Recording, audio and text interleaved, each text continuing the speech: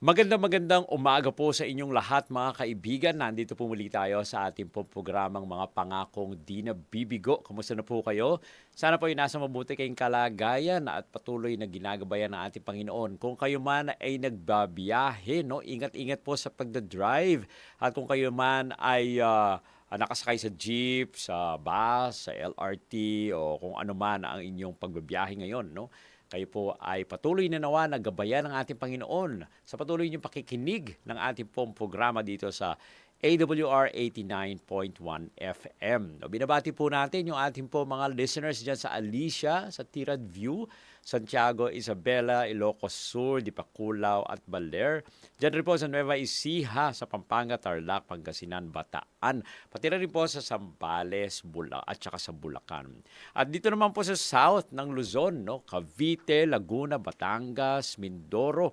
At sa ating pong Facebook page, kayo po, kung kayo man ay gustong makinig o gusto nyo ma-review yung ating pong mga discussions, ay punta lamang po kayo sa Facebook page po natin na Adventist World Radio Manila. No, kung meron ko naman kayong gustong batiin, mag-text lamang po sa 0917-174-27777 at sa 0968 853-6607.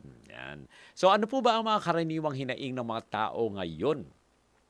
Yan. Bakit parang iba-iba ang samahan ng mga pamilya sa paligid ko? No? May mga magaganda ang samahan ng mga pamilya, meron ng mga hindi magaganda ang kanila pong mga samahan, merong samahan na parang akala mo hindi sila magkamag-anak, magkapatid pala, magpamilya pala. Yan po, no? Minsan ganyan na nangyayari. So paano natin mapapasaya ang ating pong pamilya, no? At ito pa, bakit parang ako lang ang nagsasakripisyo para sa mabuo ang pamilya namin, no? May ganyan mga feeling. Parang bakit yung iba parang walang baliwala lang, pero ako talagang iniisip ko na maging maganda yung pamilya po namin, no? Yan ang ibang mga isipan ng mga tao. Saan ba dapat nakasentro ang pamilya? Yan naman magandang tanong na ating pong sasagutin ngayon sa ating pong pagtingin sa mga pangako ng ating Panginoon, no? Ito po ang inyong Kuya Bong at patuloy tayo sa ating pong programang Mga Pangako Di Nabibigo. No?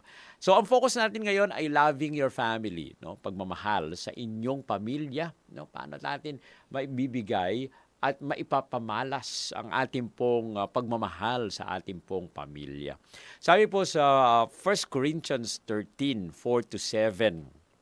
love is patient, love is kind. It does not envy, it does not boast, it is not proud, it does not dishonor others. It is not self-seeking. It is not easily angered. It keeps no record of wrongs. Love does not delight in evil but rejoices in truth. It always protects, always trusts, always hopes, and always persevere. No? So yung pala, no, ang mga katangian ng pag-ibig. So, ganito po pala, no?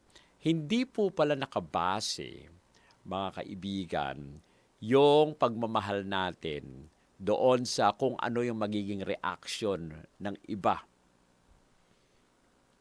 Ano ibig ko sabihin? Yung pag-ibig ng ating Panginoong Diyos, for example, no?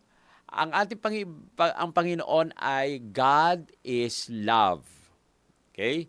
Minahal tayo natin, Panginoon, ibinigay niya yung kanyang bugtong na anak para sa bawat isa sa atin.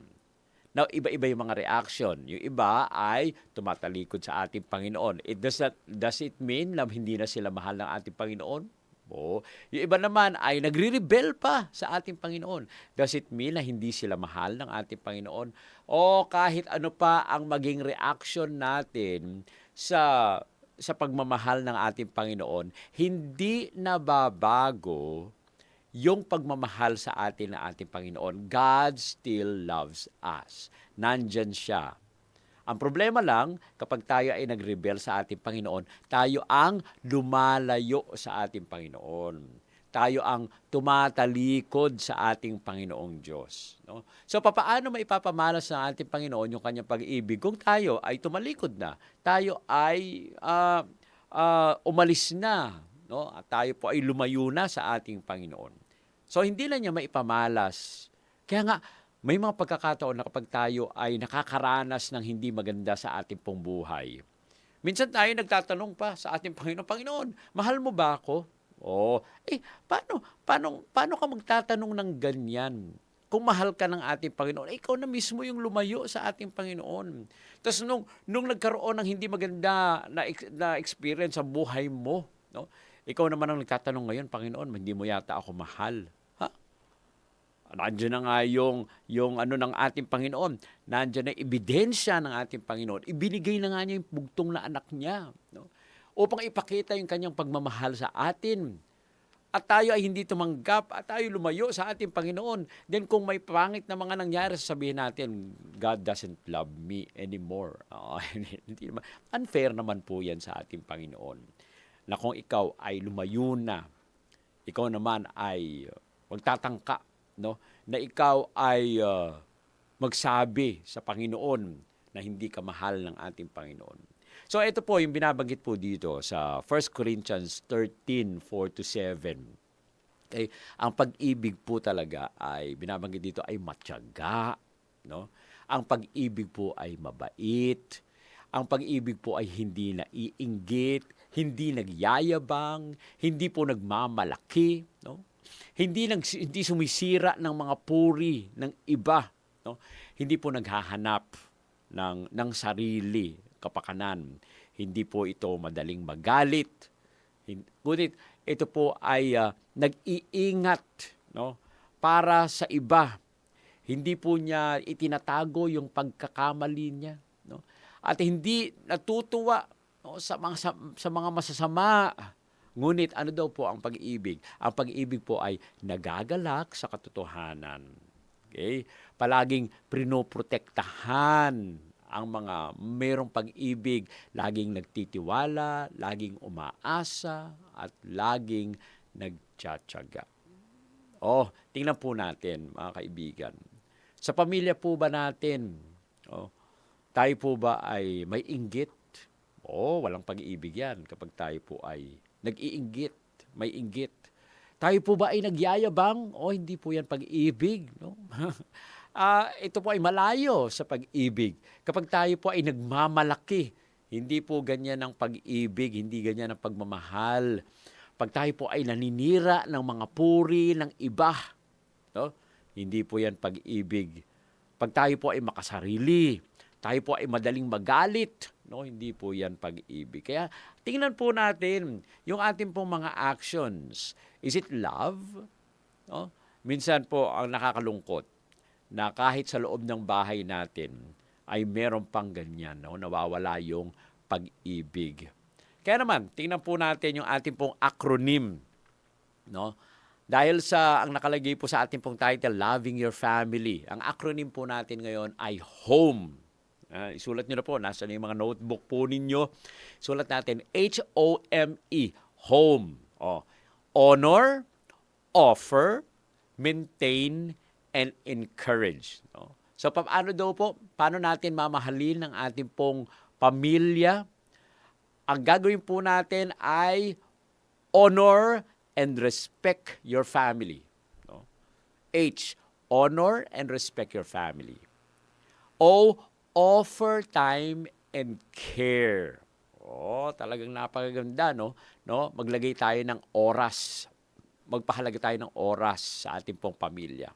M, maintain unity and peace, no? Panatilihin po natin yung pagkakaisa at kapayapaan, no? Wag biglang magagalit, wag biglang mag-aaway. At letter E, encourage and support one another. No? Paano natin ipapamalas ang ating pong pagmamahal sa pamilya? Tandaan po natin yung acronym na HOME. Honor and respect your family. Offer time and care. Maintain unity and peace. And E, encourage and support one another. So, isa-isahin po natin ito. No? Isa-isahin natin yung ating pong acronym na HOME. Na ito po yung binabanggit. Yung una, honor and respect your family. No?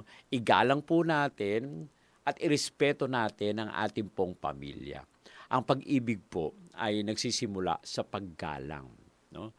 Ang pagmamahal sa pamilya ay ito po ay nagpaparangal, no, sa bawat isa. Ito po ay patuloy na nagsasalita, nakikita sa ating salita, nakikita sa ating kilos, at nakikita sa ating ugali kung ating pong pinaparangalan ang bawat isa. Sa Exodus 20:12, honor your father and your mother so that you may live long in the land the Lord your God has given you. Sa mga anak, no, higalang po natin ang ating pong mga ina at ating pong mga ama, no? Upang ano daw po, may promise ang ating Panginoon dito, upang ikaw ay mabuhay ng matagal sa lupang ibinigay sa iyo ng Panginoon mong Diyos. Gusto niyo po bang humaba ang buhay ninyo? And one of the secrets that you need to do is to honor your father and your mother. Yan. Napakahirap hanapin na ngayon yan. No? Ang mga bata natin ngayon, naku po, no? Talaga namang hindi natin, alam niyo po noon, eto hindi ko na maitanggi. Noon akala ko ay hindi ko na masasabi yung word na, alam mo, nung kami ay mga bata pa, kasi akala ko, sabi kasi nung lolo ko, no, ay malapit nang dumating ang ating Panginoon. Ako po ay elementary pa noon, no, malapit nang dumating ang ating Panginoon. Sabi pa nga niya, baka hindi ka na makapag-college, Bong, no? O baka hindi ka na makapag-asawa, hindi ka na magkakaroon ng anak, no? At baka hindi ka na tumanda, hindi ka na maging lolo. Ako po ay mukhang lolo na, pero hindi pa naman, no? Hindi pa naman lolo. Pero alam niyo po, noon talaga ang mga bata, pag tinitigan niya ng mga magulang, talaga hindi pwedeng talagang hindi ka pwedeng huhinto sa kaguluhan mo, no? Ngayon po, no, yung mga bata ngayon, nako, matatanggal na yung mata mo, luwa na yung mata mo, wala pa rin, hindi ka pa rin iniintindi. No, wala nang galang, no, nawawala. Meron naman, hindi naman nilalahat, no, wala nang galang yung iba. Pero yung sinabi po ng lolo ko na malapit nang dumating ang ating Panginoon, pero hindi pa siya dumating. Ibig sabihin po ba parang hindi na dadating ang ating Panginoon? No. What I'm saying is that kung yung lolo ko nung sinabi niya nung 1980s, malapit nang dumating ang ating Panginoon, alam niyo po ngayon, mas malapit nang dumating ang ating Panginoon. Dahil mula noong 1980s hanggang ngayon, ilang taon na ang nakalipas, no? At we are on the last portion of the last days ng ating pong buhay dito sa mundo. Kailangan tayo ay maging handa, no? Magkaroon tayo na ng unity sa ating pong pamilya dahil mag-focus na tayo na magtalaga ng ating pong sarili sa ating Panginoon dahil malapit nang dumating ang ating Panginoon. Okay? Kaya mga kabataan, honor your father and your mothers para humaba ang buhay ninyo. No? Romans 12:10, ito pang sabi, be devoted to one another in love, honor one another above yourselves. No? Maging matapat daw po tayo sa bawat isa, na meron pong pag-ibig, parangalan natin ang bawat isa, higit pa sa ating pong mga sarili. No? Kaya ito po ay kailangan natin pagtuunan ng pansin. Isang quotation, sabi niya, to love one's family is life's greatest blessing. No? Isa pong pagpapala kapag tayo po ay nagmamahal sa ating pong pamilya. Ang sabi ni Miguel Ruiz, respect is one of the greatest expressions of love. No? Yung pala, no, kung gusto niyo ipakita ang inyong pagmamahal sa inyong pamilya o sa inyong mga magulang, respetuhin po natin sila. No? Kahit pa sabihin po natin na mali yung ginawa nila o tayo po ay parang naiinis tayo sa kanila, there should still be respect. No? Kahit ano pang mali ang nangyari o nagawa, kailangan pa rin respetuhin natin sa kanila. Hindi naman papalampasin natin yung maling ginawa. Sabihin po natin yung maling ginawa. Pero ayusin po natin yung pakikipag-usap. Kailangan meron pa ring respeto. Okay? And letter O, offer time and care. Yan. Magbigay po tayo ng oras, no? Magpahalaga tayo ng oras sa ating pong mga mahal sa buhay, sa ating pong pamilya. Ang ibig sabihin ng pagmamahal sa inyong pamilya ay yung paggugol po natin ng oras sa kanila, yung pag-aalaga natin sa kanila, no, sa mga pangangailangan ng ating pong pamilya. At yung pagiging naroon tayo, no? Kapag tayo po ay nabubuhay, kasama po natin sila, may pangangailangan sila, nandoon tayo. Sabi po sa Ephesians 6:2-3, honor your father and your mother, which is the first commandment with a promise, so that it may go well with you and that you may enjoy long life on the earth. No, binasa po natin kanina ito, nakatala actually ito sa Ten Commandments. No? Igalang po natin yung ama at ating ina. Binabanggit po dito sa Efeso, sabi ni Pablo, na ito lang daw po yung utos mula sa Ten Commandments na meron pong pangako. No? O, kung ito po ay binigay ng ating ni Pablo na ito po ay isa sa mga utos, ibig sabihin, lahat pa rin ng Ten Commandments ay nandun pa rin na dapat rin naman nating sundin. No? Ano daw po yung pangako dito? No?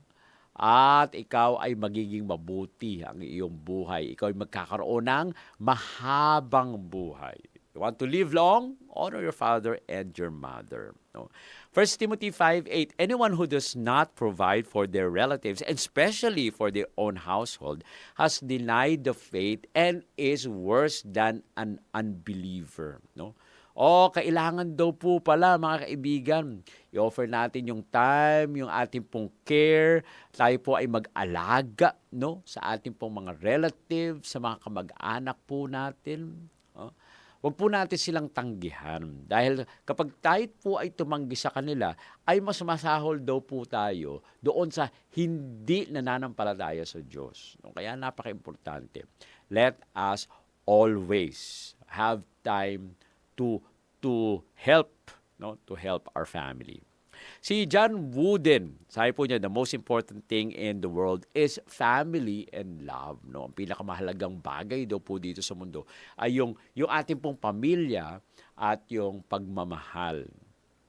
Tayo po ba ay nagpapahalaga sa ating pong pamilya? No? Huwag po sana mangyari na tayo po ay tatalikod sa pamilya po natin. At sasabihin po natin, hindi ko naman sila responsable. Hindi ko naman responsibility, no? Hindi ako responsable sa kanila, no? Minsan iniisip po natin na hindi ko naman pinili na ako ay ipanganak sa pamilya na ito. Ganyan yung mga no? Pero alam niyo po ba, dito sa mundo, bagaman hindi mo nga responsibility ang iyong mga magulang, kung mahal mo ang magulang mo, iiwanan mo ba sila? Hindi po. Ibig sabihin, wala kang pagmamahal kapag iniwanan mo o hindi mo tinulungan ang inyong pamilya. Kaya napaka-importante. If we love God, we will also love our family. Sinabi nga ng ating Panginoon na tulungan natin ang kapwa-tao. Mahalin daw po natin ang ating kapwa gaya ng pagmamahal natin sa ating pong mga sarili. Kung iniutos ng ating Panginoon na mahalin natin yung kapwa gaya ng ating pong mga sarili, how much more, siyempre, iniutos din sa ating Panginoon na mahalin po natin yung ating pong pamilya. Okay? Now, sabi ng isang hindi kilalang author, time spent with family is worth every second. No? Yung oras daw na ginugol natin sa ating pong pamilya, ito po ay mahalaga, no? Mahalaga ang bawat segundo po nito. Kaya ating pong pagtuunan ng pansin na magbigay ng oras sa ating pong pamilya. At yung letter M sa ating pong acronym na HOME, no? Maintain unity and peace. No, panatilihin po natin yung pagkakaisa at kapayapaan. Yun.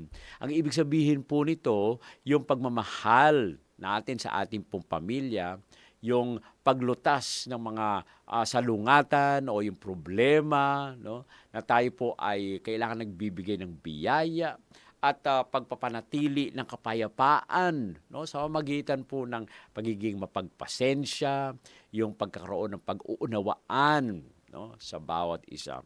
Kaya alam niyo po, kung tayo ay magbibigay ng patience, you might as well give patience to our family, no?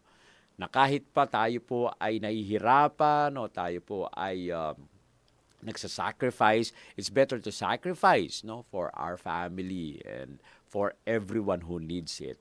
Sabi po sa Colossians 3:13 to 14, bear each other and forgive one another. If any of you has a grievance against someone, forgive as the Lord forgave. And over all these virtues, put on love, which binds them all together in perfect unity. No? Alam niyo po, hindi tayo iniwanan ng ating Panginoon ng mga salita na basta na lang sinabi lang ng ating Panginoon. Actually, binigyan po tayo ng mga magagandang halimbawa. No? Sabi po dito, magtiisan daw po tayo sa isa't isa, na magpagpatawad tayo sa isa't isa. No? Hindi po basta sinabi na ating Panginoon na magtiis ka lang, o bahala ka sa buhay mo, magpatawad ka lang, bahala ka sa buhay mo. Sino po ang naging example natin na mapagtiisin? O ang ating Panginoong Hesus. Sino ang example natin na mapagpatawad? Ang Panginoong Hesus din ang nagbigay sa atin ng halimbawa na maging mapagpatawad. Kaya naman, kailangan po, no, na tayo para magkaroon ng pagkakaisa sa ating pamilya, magkaroon ng pag-ibig, at mapagpatawad po tayo. Sa Psalm 133:1, how good and pleasant it is when God's people live together in unity. No? Maganda pong makita kasi ito. Napakabuti po kasi. At ito po ay kaaya-aya kapag makita na ang bayan ng Diyos, no? Ang pamilya ng Diyos ay namumuhay na magkakasama at nagkakaisa. Sabi ni George Bernard Shaw, a happy family is but an earlier heaven. O, ang isa daw pong masayang pamilya ay parang pinapakita yung unang langit. No? Na dito yung langit. At ang pamilya na siyang nagkakaisa at masayang namumuhay ay parang pamumuhay na rin. No? Isang tanaw sa langit. Sabi ni Mother Teresa, peace begins with a smile. No? Ang kapayapaan daw po ay nagsisimula sa isang ngiti. Kaya nga, no, sa paggising po natin, sino ba yung una natin nakikita kapag tayo po ay gumising sa umaga? No? Kapag ikaw ay gumising sa umaga at nakita mo ang iyong mahal sa buhay, yung may bahay mo, yung mga anak mo na sila po ay nakangiti, talagang makakaroon ka ng lakas para gumawa sa buong maghapon. Kaya napaka-importante po niyan. No? Na tayo po ay i-maintain po natin, pananatilihin natin yung pagkakaisa at kapayapaan sa ating pong pamilya. At panghuli, yung letter E, encourage and support one another. No? Hikayatin po natin at suportahan po natin, no? Ang bawat isa. Kailangan tayo ay mag-encourage sa kanila. Ang isang mapagmahal na pamilya po kasi ay nagtatayo sa isa't isa, yung nagpapalakas sa isa't isa. No? Tayo po ay nag-aalok ng magkaroon ng magpapatibay ng ating pong mga loob, lalo-lalo na sa mga mahihirap ng mga panahon. No? Nagdiriwang tayo ng tagumpay, no, sa isa't isa kapag tayo po ay magkakasama. Sa 1 Thessalonians 5:11, therefore encourage one another and build each other up, just as in fact you are doing. No? Palakasin po natin ang kalooban ng bawat isa, yung patibayin po natin ang bawat isa, no? Gaya ng mga ginagawa noong una ng mga Kristiyano noong unang panahon. Sa Proverbs 17:17, a friend loves at all times, and a brother is born for a time of adversity. Alam niyo po, may kaibigan tayo, no? Pero kapag meron tayong pamilya sa panahon ng kagipitan, yung kaibigan maaring wala, pero ang pamilya nandyan palagi, tumutulong sa atin. Sabi ni David Viscott, no, to love and be loved is to feel the sun from both sides. No? Kailangan magmahal po tayo. Para ito ay araw, nakikita natin at nararanasan natin sa magkabilang panig. Isa pang unknown author, encouragement is the fuel of the heart. No? Kapag tayo po ay nagpapatibay ng loob ng ating pong mga kapatid, mga kapamilya, Ito po ay nagbibigay ningas, no, ng ating mapagmahal na puso. Kaya napaka-importante, no, dito sa huling encouragement ay yung encourage and support one another. So, ano po yung acronym po natin? Nais po ba natin magkaroon ng mapagmahal at buong pamilya? O, tandaan na natin yung acronym na HOME. H, honor and respect your family. O, offer time and care. Yan. Maintain unity and peace. And encourage and support one another. Alam niyo po, ang pagmamahal sa inyong pamilya ay ito po ay pang-araw-araw na pangako. No? Ito po ay kinabibilangan rin naman ng pag-aalaga. No? Yung pagbibigay po ng oras natin, yung pagpapanatili ng kapayapaan, yung paghihikayat sa isa't isa, in-encourage one another kapag tayo po ay namumuhay ng may pag-iisip, no? Na para buuin ang ating pong mga tahanan, ang pamilya po natin ay nagiging isang lugar ng pagmamahal, lakas, at pananampalataya. No? Ang ating pong tahanan ay maging puno nawa ng pag-iibigan. No? Tayo po ay magkaroon ng pag-aalaga, pag-aaral ng salita ng ating Panginoon. Hikayatin po natin na tayo po ay sumunod palagi sa ating Panginoon at magkaroon ng pagmamahal sa ating tahanan na sumasalamin din naman sa pag-ibig ng ating Panginoong Diyos sa atin. Tayo po ay manalangin. Ama naming banal Diyos na nasa mga langit ka. Sa umaga pong ito, nagpapasalamat po kami na kami ay ibinigay ninyo sa isang mabuti at mapagmahal na pamilya. O Panginoon, alam po namin na kayo ang nagpapalakas sa aming pong pamilya. Dahil sa inyong pag-ibig ay nagkakaroon din naman ng pag-iibigan sa aming pong pamilya. Kaya po Panginoon, nawa sa aming pong buhay, lagi kayong makasama upang kung saan kayo naroon, magkakaroon ng peace, magkakaroon ng love, at magkakaroon ng unity sa aming pong pamilya. Maraming po salamat sa pagdinig sa aming dalangin. Ito po ang aming hiling sa pangalan ng aming Panginoong Hesus. Amen. Amen. Maraming salamat po mga kaibigan sa inyong patuloy na pagsubaybay sa ating pong programang Mga Pangakong Di Nabibigo. No? Nawa po ay pagpalain kayo ng ating Panginoon at kayo ay patuloy na gabayan sa inyong pamumuhay, lalong-lalo na po sa inyong pamilya. Ito po ang inyong Kuya Bong, bumabati sa inyo ng isang magandang umaga. Pagpalain nawa po kayo ng ating Panginoon.